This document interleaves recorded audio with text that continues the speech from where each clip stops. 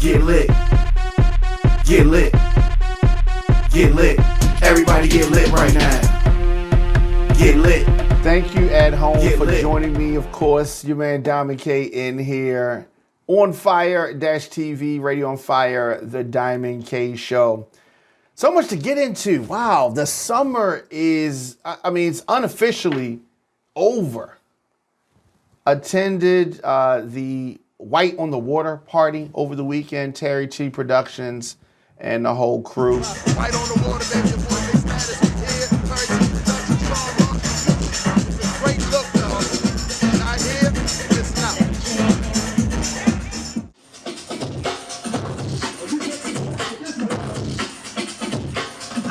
This was a massive event, thousands of people there. And for those that don't know, all that goes into putting on one of these type of events, it is not an easy task. And so, of course, nothing is without hiccups and all of that. But you had thousands of people in attendance.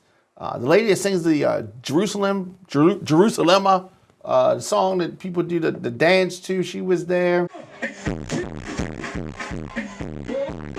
And she gave a nice performance. She was a little bit late, but it's all right. This happens. Like I said, stuff happens.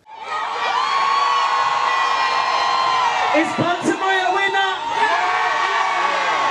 Is South Africa a winner?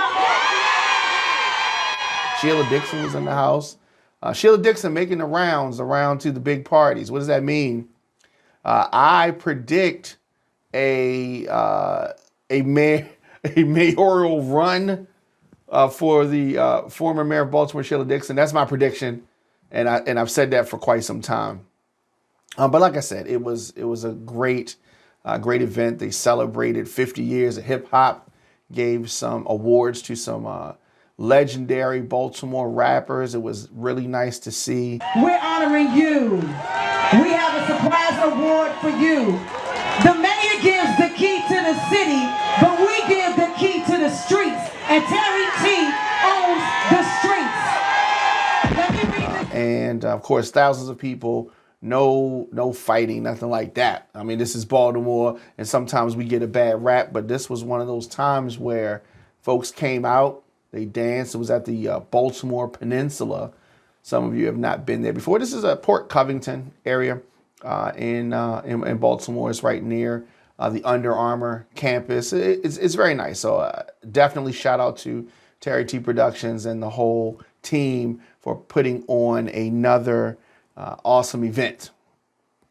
So we're talking about the weekend, and sadly, 3 were killed in a racially motivated shooting at a Florida store. So a white man wearing a mask and firing a weapon that had a swastika, on it, gunned down 3 black Americans, sadly, in this racist attack in Jacksonville, Florida, Saturday. Now, the shooter, he had all kind of racist posts and writings and all that kind of stuff. He eventually killed himself. This coward enacted this shooting Saturday afternoon at a Dollar General store in Newtown. Now, this is a predominantly black neighborhood in Jacksonville, Florida. The store is near Edward Waters University, which is an HBCU, a small HBCU, about 1,000 students. Now, the school said that the man was spotted on the campus by a security guard shortly before the shooting and asked to leave when he refused to identify himself. He was seen putting on his bulletproof vest and mask before he drove away. Now, Jacksonville Sheriff T.K. Waters said on Sunday that it does not appear that he intended to attack the school.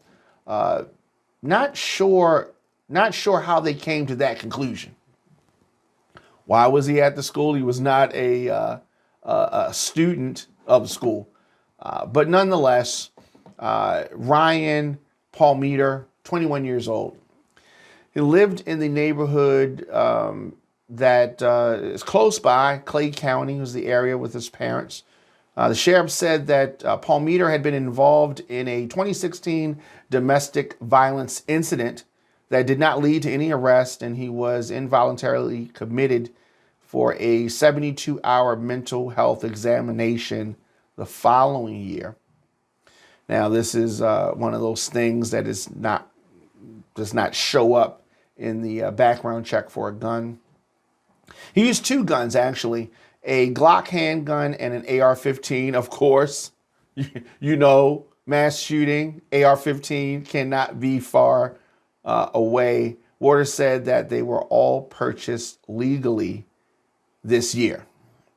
So, you know, the timing of this cannot be more disturbing. The timing, obviously, this is the weekend that precedes the 60-year commemoration, the 60-year continuation of the March on Washington. So sadly, as that was going down, the March on Washington, the 60-year commemoration, this coward Ryan Palmeter was killing 3 black victims at the Dollar General.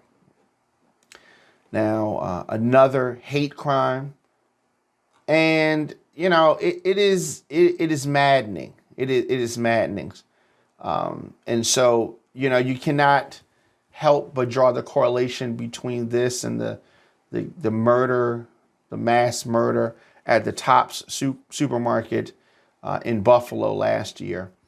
But the victims were Angela Michelle Carr, 52 years old, Anolt Joseph, they called him AJ, and he was 19, and Gerald Deshawn Gallion, 29 years old.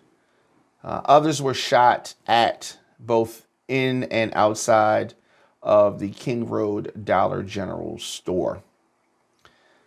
So this rampage is clearly racially motivated, clearly a hate crime. He had a manifesto targeting black victims, hated black people for whatever reason. So, you know, it is disturbing because he had this manifesto and he declared that he wanted to kill black people. He also referenced that it was the anniversary of the mass shooting at Jacksonville Landing during a Madden NFL video game tournament. Now, when you hear about this situation, and you're going to hear Governor DeSantis, who's running for president, talk about there's no racism, there's no, you know, it just, when I hear folks on the right deny the obvious, it is maddening. Racially motivated killing in Jacksonville in a Dollar General. No one else was injured in this attack. It happened shortly after 1 p.m. on Saturday. You know, his manifesto is the diary of a madman and a coward. A coward. So you're going to hear folks on the right say, oh, mental health is so important, blah, blah, blah, blah, blah. Okay. And he didn't have a criminal record. There were no red flags with this individual. But what we do have are red flags from our politicians and the right-wing media making excuses for this type of behavior, and then start talking like we're crazy and we can't see that racism is still alive. And when you have people with this type of hatred, this type of ideology, and you mix that hate with guns, there's a problem. There's a problem. And so while there may not have been any red flags with this individual, collectively, there are red flags all across this country. The man was a coward, did not want to bring the smoke to the university when he came in contact with the security. You know, I mean, if you want to shoot, why don't you shoot at people that have guns also? Well, why shoot at unarmed people? Why shoot at unarmed people? That's the part that they don't understand. So Palmiter went to the store and chased a witness through the store while shooting at her, but did not strike her. Sheriff did not specify a lot of things. He went into the store, texted his father, telling him to use a screwdriver to get in his room. His father did and found his son's last will and testament, along with a suicide note on his laptop.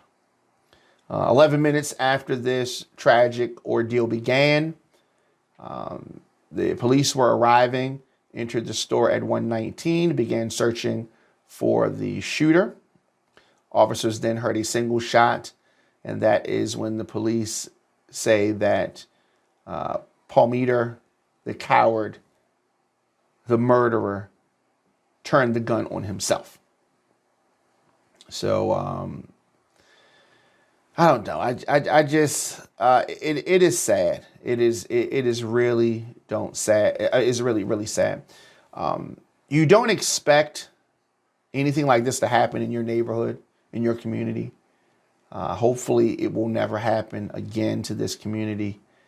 Vigils have already began to take place, and Dollar General issued the following statement afterwards, and it said that the Dollar General family mourns the loss of our colleague and along with two of our customers. They were victims of senseless violence yesterday. We extend our deepest sympathies to their families and friends as we try to comprehend this tragedy. There is no place for hate at Dollar General or in the communities that we serve. Right now, we are focused on providing support, counseling, and resources to our teams and their loved ones. And we are evaluating how we can best support and stand with the greater Jacksonville community during this sad time. So this is another tragedy, another senseless, racially motivated killing, when some folks on the right, some Republicans, some conservatives are going to try to act like racism doesn't exist. But it is alive and well in DeSantis, Florida, and throughout this country. Of course, ONFIRE-TV is a news website and a media company founded in 2012 by yours truly, Diamond K. What we do is made possible by your support. So click the link below to help us out, or head on over to onfire-tv.com/support to make a donation, buy some merch, or become a VIP member to get exclusive content and help keep this machine on the airwaves. And businesses, of course, can always support the Diamond K Show or any of the other OnFire TV programs. Just contact djdiamondk at gmail.com.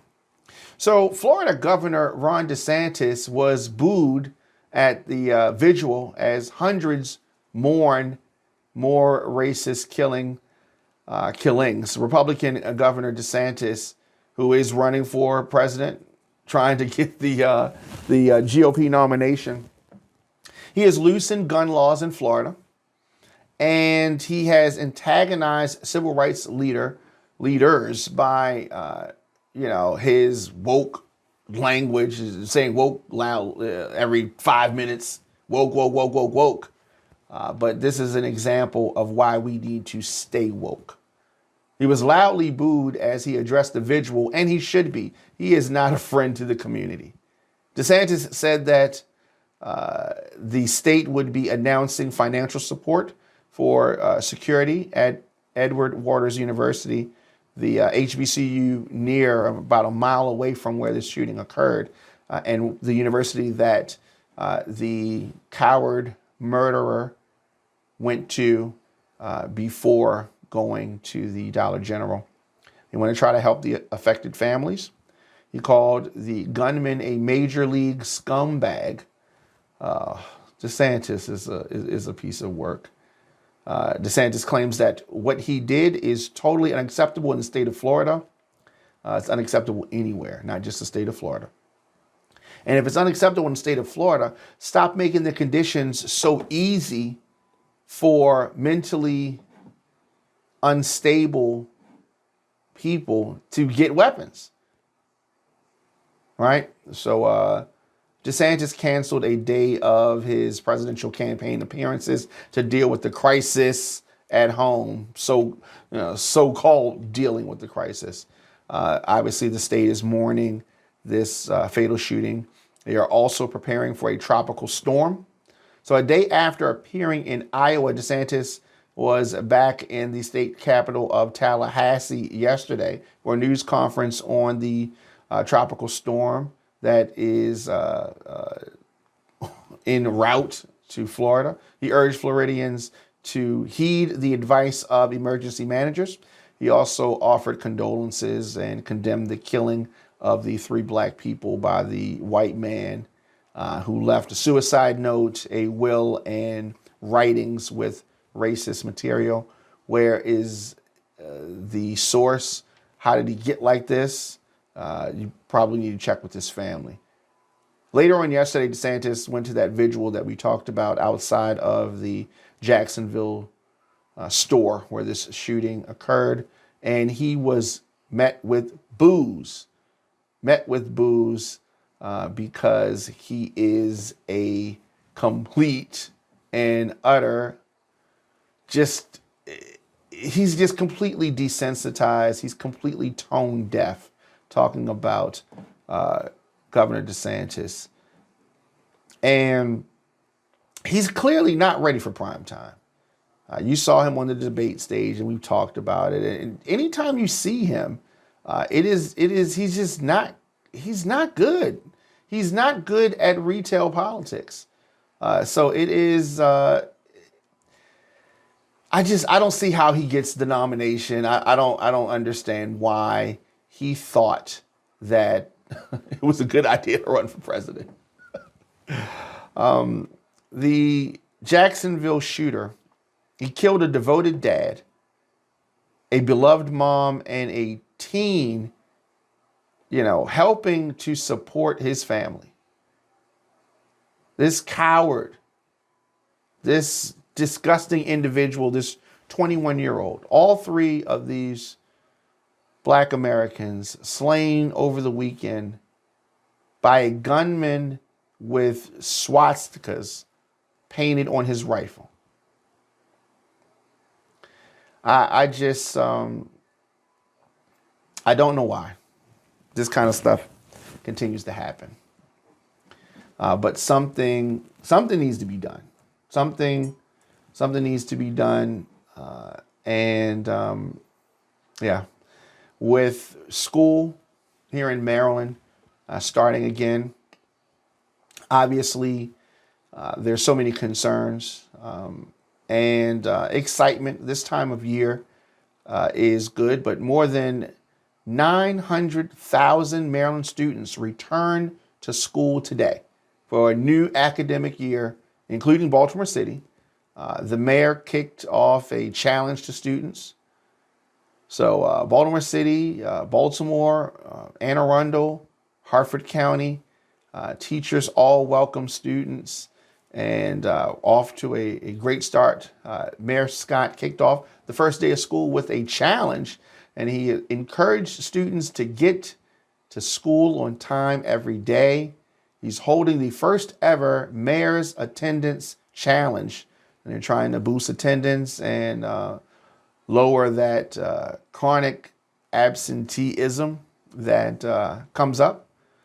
So the mayor said that we know that students, their consistent attendance has a direct impact on academic performance, social, emotional development, and life outcomes. This is all true. This is all true. The mayor said that his hope is that this will not only be a reminder to students and their families, but also garner some fun and competition, because everyone knows that he likes competition. So every quarter, the mayor is going to hand deliver a trophy and certificate to the school with the most growth in attendance. At the end of the school year, he's going to hold a special celebration for the winning school and the school that has the most growth in attendance throughout the year. So this is that's interesting, and I think that it is encouraging. The first day is so important. It sets the standard, it sets expectations, and everyone gets a fresh start together. And so almost 112,000 students were set to return to schools in Baltimore City. This was also the first day for Anne Arundel County's new bus status notification system, which will provide updates on delays and route cancellations for specific bus routes. And so Harford County Schools Superintendent joined administrators to visit Forest Hill Elementary School, where a big celebration welcomed students back. And the Anne Arundel County Superintendent stopped by Germantown Elementary School in Annapolis to greet students on their first day. And so just a lot of, good energy. And so I guess I'm excited. I'm excited for the prospect of the new year and all that comes with it, the good, the bad, and and the ugly. It's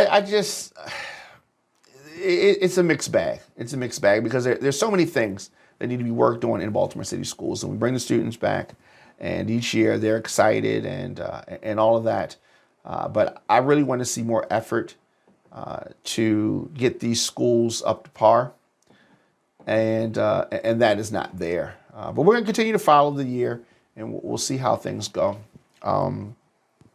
For the record, I've said this off camera. I don't know if I've said this on the show before, but some parents will be mad at this. I am not a supporter of students having cell phones in school or using cell phones in school. The temptation is there for them to scroll social media. The temptation is there for them to be texting on their phones. If it was up to me, I would set schools as a zone. You know how you go some places and your signal doesn't work, right? They kind of make it a zone that cell phones don't work in. I would make schools like that. So they can have their phones, but they wouldn't work.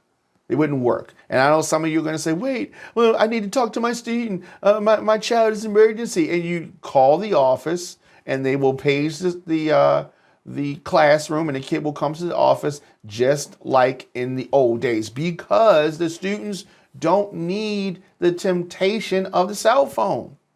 They're using the phones. They're doing everything but what they're supposed to be doing because they're paying attention to the phones. And then, if the mother or they'll text the mother or they're just causing confusion. They're just causing confusion. They can use the phone after school, during lunchtime, and before school, but not during class. I mean, what's so crazy about that? What's so crazy about that? Of course, follow the Diamond K Show on our Facebook page. Click the bell icon to get notified when I go live. The Diamond K Show is an ONFIRE-TV production. You can get the show on demand, Apple Podcasts, Spotify, iHeartRadio, Google Podcasts, of course, the WRF Radio app, youtube.com/djdiamondk. Now, I don't know. I'm willing to talk to people about the cell phone thing, but I definitely have my view on it. I have my view on it. Now, the murder in Joppatown, this memorial grows after 3 adults, a teenager, killed in this murder-suicide. And the flowers and the notes for the family killed in this triple murder-suicide is growing. Investigators are trying to determine the motive. Howard County Sheriff said that investigators have not found any indication of what caused Devin Brown, 34 years old, to bring a gun with him to an apartment in Joppatown and fatally shoot his 65-year-old mother, his 38-year-old cousin, and her 17-year-old son before turning the gun on himself. Now, what authorities do know in this murder-suicide is that Brown drove to the Mariners Point Apartments on Saturday with his mother for a visit. We don't understand the why behind that. I don't know. There appears to be some type of planning that took place. He obtained a weapon, and from what police can say so far, he obtained the weapon legally. Now, the sheriff says that neighbors saw Brown walking into the building with a gun and called 911 right away. The gunshots could be heard on the 911 calls. It took only 2 minutes for deputies to arrive at the apartment, but 3 people were already dead. The 17-year-old victim was taken to shock trauma in Baltimore, but died a short time later. Now, the person responsible for that crime took his own life after shooting 3 people, killing 2 instantly, and 1 was a 17-year-old. It appears that this situation unfolded very, very quickly. Anyone with information is asked to call detectives at 443-567-7201. Yeah, that is not a lot of good news there. You can see in Florida, here in Maryland, gun violence, and when you have guns that are in, reach, it's a sad thing, and it can have sad results. Lastly, the judge sets March the 4th, 2024 as Trump's trial date in the election interference case. The federal judge that's overseeing this case against former President Trump, the one where, because there's a lot. So we're talking specifically about the one where he interfered with the 2020 presidential election. That date is set for March the 4th, 2024. Trump argued that he needed a 2-year delay. That is not happening. Judge Tanya Chutkin said she spoke briefly with a judge in New York who had been set to oversee a separate hush money case against Trump later in March of 2024. So Alvin Bragg had previously said that he would be flexible on that case as long as the judges agreed, and it appears that they do. The trial in Washington, D.C. at a courthouse only steps away, ironically, from the U.S. Capitol, where rioters ran amok at the behest of former President Trump on January the 6th, 2021. Now, it does fall deep into the election season, just before Super Tuesday, actually. And it is a lot of, it adds to the hectic legal schedule for Trump. Now, he only has himself to blame for this. He also faces charges in New York, Florida, and Fulton County, Georgia. Trump has pleaded not guilty to the charges that include conspiracy to defraud the U.S., conspiracy to obstruct Congress, and conspiracy against rights for allegedly trying to disenfranchise millions of Americans and attempting to overturn the 2020 election and disrupt the peaceful transfer of power. Yes, he has no one to blame but himself. Now, much of the material that the prosecution has turned over was things that the defense already had, much of it. But they've turned over 12.8 million pages of discovery. Now, we don't read all these pages anymore. They can do keyword searches, and they've been notified of what the important things are. Special counsel has created and shared a nearly 300-page version of the 4-count indictment, pointing out that the evidence for each allegation is in the charging document. Much of the material, they said, are duplicate pages or pages that Trump's legal team had already seen coming from his PAC, the National Archives, the Secret Service, the work of the House Select Committee that investigated the January 6 riots. So they're going to get some time, but they're not going to get 2 years. Many of the potential 250 witnesses in the case worked closely with Trump. Trump, spent months trying without success to prevent some of his attorneys, top aides, and even Mike Pence from providing grand jury testimony. He tried a lot.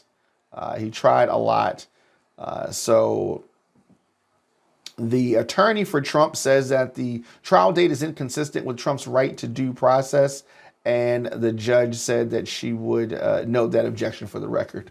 Whatever. It's not. The judge, of course, has cautioned Trump to take the temperature down. This is what he should have did, is what many politicians have done before him. When a race does not go your way, you can be upset, but you have to accept the results. And Republicans are going to say, Hillary didn't accept the results. Hillary accepted the results. Hillary conceded. And some of them are gonna say Stacey Abrams. She was upset, but she accepted the results and she conceded. Trump has not done that. Still yet, he has not done that. And so Trump has called special counsel Jack Smith deranged. He accused Biden's White House of being fascist thugs. Not true. Smith attended the hearing in Washington Monday morning, but did not make any comments inside or outside of the courtroom. Lets his work speak for itself.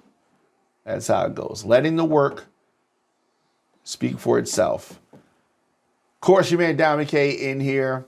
The Diamond K Show. Definitely hit me up. I am here weekdays, 6 p.m. new episodes, but you can check us out anywhere you get your podcasts, or just hit the link below, djdiamondk@gmail.com. You need to get in touch with me. Very easy to do that. On Saturdays, you can catch me in the mix.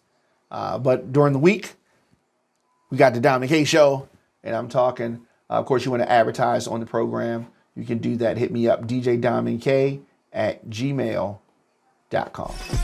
Get lit. Get lit. Get lit. Everybody get lit right now. Get lit.